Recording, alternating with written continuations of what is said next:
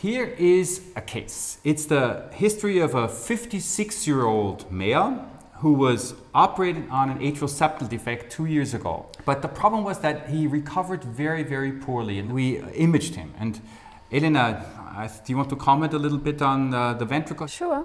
So here we can see the four-chamber view, apical four-chamber view. With the color Doppler, we can see a blue jet coming from the right ventricle towards the right atrium, and this is a tricuspid regurgitation. We did go on to perform a transesophageal study because we wanted to see what the problem really was. This is the left ventricle, and this is the apex of the left ventricle.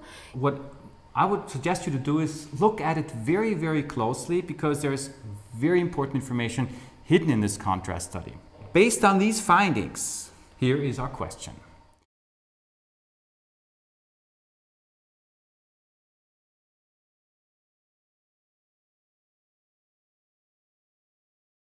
So let me start my case presentation from this very simple video. You can see four-chamber view and two-chamber view.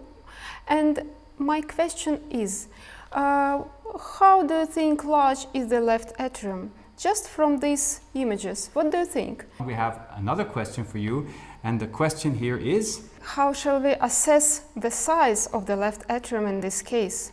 Think about how large this atrium is, and how would you quantify the size of this atrium?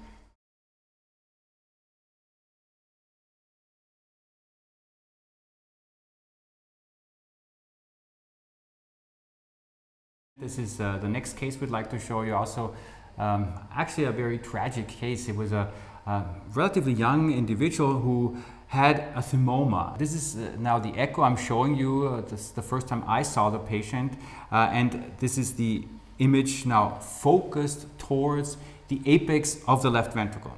You know, I was wondering what is going on here, and what do you do if you want to see more of the apex? What would you suggest? Well, normally I would use contrast. Okay, so that's exactly what we did. So here is now the contrast study here. So make your choice.